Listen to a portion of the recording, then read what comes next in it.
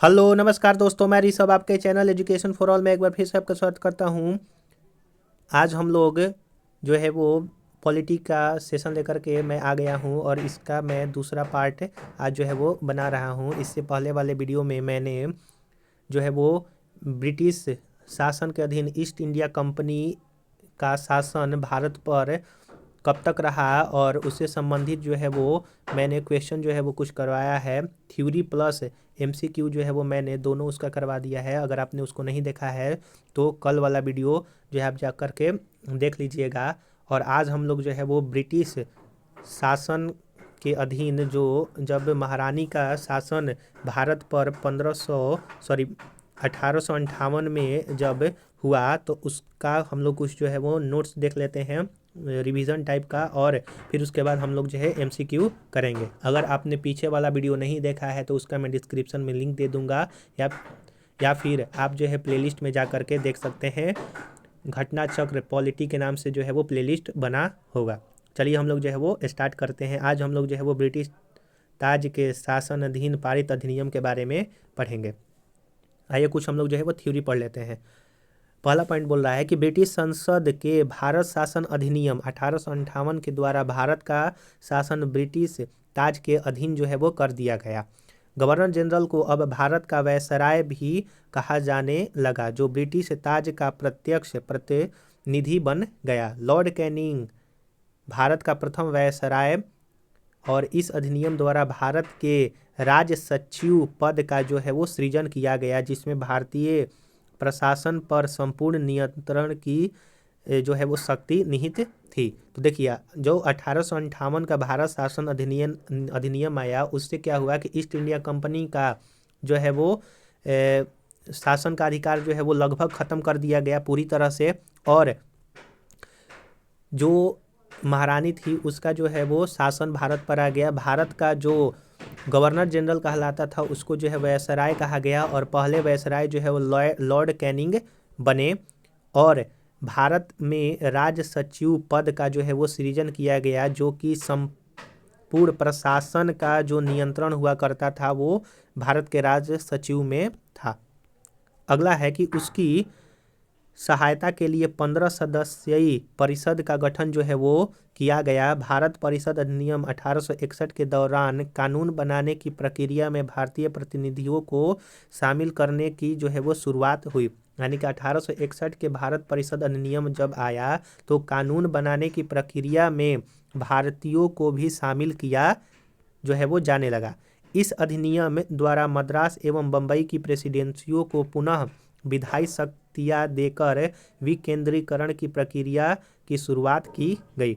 इसने वायसराय को आपातकाल में अध्यादेश जारी करने के लिए अधिकृत जो है वो किया, जो अधिनियम 6 माह की अवधि तक प्रभावी हो सकता था। भारत परिषद अधिनियम 1892 के माध्यम से केंद्रीय और प्रांतीय विधान परिषदों में अतिरिक्त यानी कि गैर सरकारी सदस्यों की संख्या जो है वो बढ़ा दिया गया।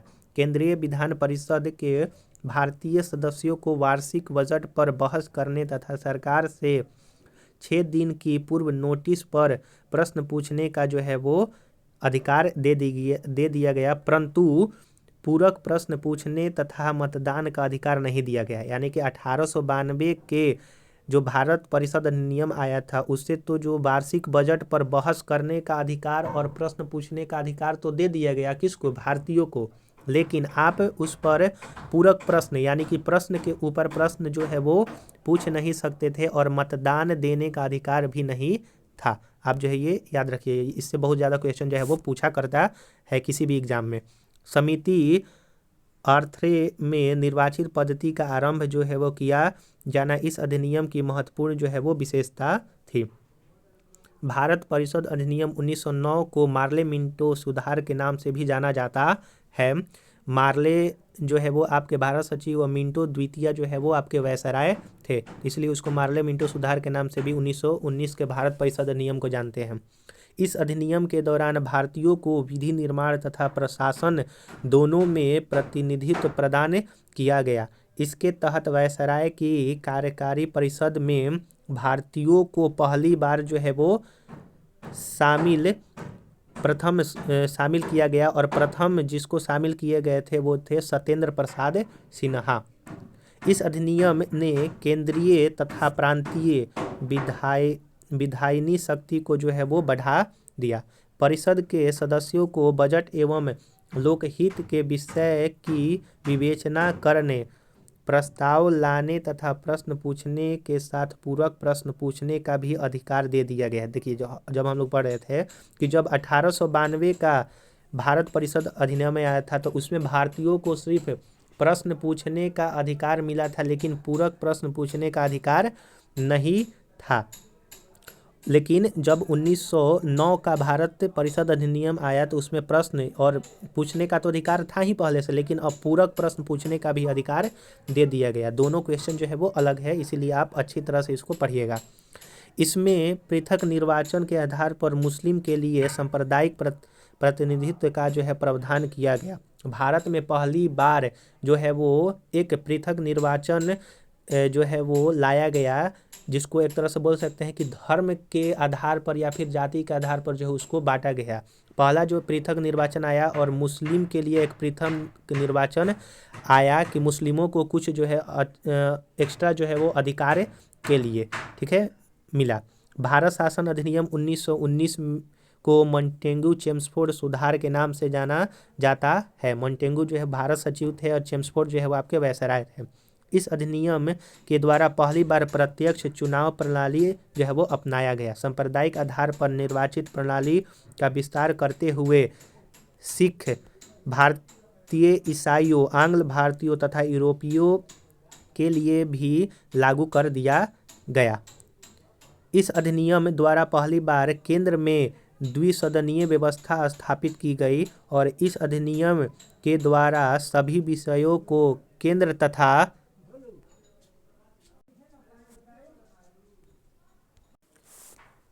माफ़ कीजिएगा थोड़ा सा, देखिए तो 1919 के मॉन्टेग्यू चेम्सफोर्ड सुधार में प्रत्यक्ष चुनाव प्रणाली जो है अपनाया गया। फिर सांप्रदायिक आधार पर सिख, ईसाई और आंग्ल भारतीय और यूरोपियों को भी, यानी कि सांप्रदायिक आधार पर निर्वाचन प्रणाली का जो है वो लागू किया गया और इस अधिनियम में केंद्र में द्विसदनीय व्यवस्था अपनाई गई। इस अधिनियम के द्वारा सभी विषयों को केंद्र तथा प्रांत में जो है वो बांट दिया गया। द्विसदनीय केंद्रीय विधानमंडल समस्त ब्रिटिश भारत के लिए कानून बना सकती थी। इस अधिनियम के तहत प्रांतों में द्वैध शासन जो है वो लागू किया गया। प्रांतीय विषयों को दो भागों आरक्षित और हस्तांतरित विषय में जो है बांटा गया और इस अधिनियम में पहली बार उत्तरदायी जो है वो शासन शब्द का जो है वो प्रयोग किया गया। तो क्वेश्चन पूछेगा कि किस अधिनियम के तहत उत्तरदायी शासन शब्द जो है जोड़ा गया था? 1919 के शासन अधिनियम के तहत। इसके अंतर्गत एक आयोग का गठन किया जाना था जिसका कार्य 10 वर्ष बाद इस अधिनियम की समीक्षा करने के बाद अपनी रिपोर्ट प्रस्तुत करना था।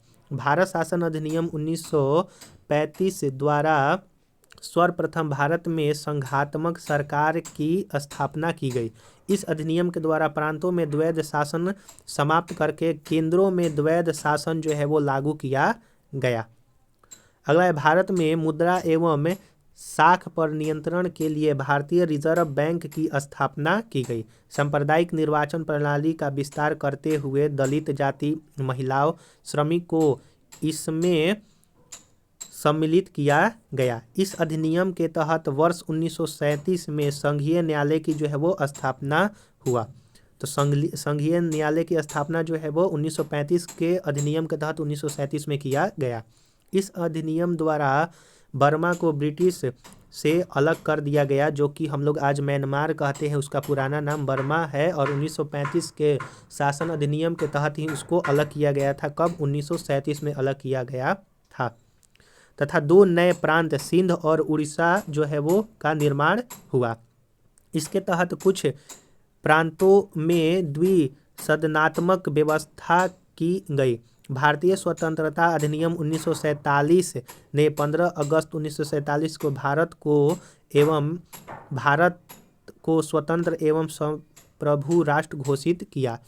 इसने वायसराय का पद समाप्त कर 2 डोमिनियन राज्य में गवर्नर जनरल का पद सृजन किया और इसके अंतर्गत ब्रिटिश शाही की उपाधि भारत का सम्राट शब्द जो है वो समाप्त कर दिया गया। तो हम लोगों ने जो है वो यहाँ पर देखा कि ब्रिटिश ताज जो है वो भारत पर कैसे शासन किया। इसमें जो है वो लगभग 25 जो है वो क्वेश्चन है, उसको मैं अगला वीडियो में कवर करूँगा, क्योंकि ये वीडियो ज़्यादा बड़ा हो जाएगा। आप इसको 1 से 2 बार जो है वो देख लीजिएगा, ताकि जब अगर कल क्वेश्चन होगा तो आप अच्छी तरह से उसका आंसर दे सके और आपको अच्छी तरह से समझ में आ सके। अगर आपको ये वीडियो अच्छा लगा होगा तो वीडियो को लाइक कर दीजिएगा, अपने दोस्तों में शेयर कर दीजिएगा और चैनल को सब्सक्राइब नहीं किए हैं तो चैनल को सब्सक्राइब कर दीजिएगा। अगर आपने पिछले वाला वीडियो नहीं देखा है जो कि मैंने एक लेक्चर किया है, उसका मैं डिस्क्रिप्शन में लिंक दे दूंगा या फिर आप प्लेलिस्ट में जा करके देख सकते हैं। चलिए हम लोग जो है अगले वीडियो मिलेंगे, तब तक के लिए नमस्कार।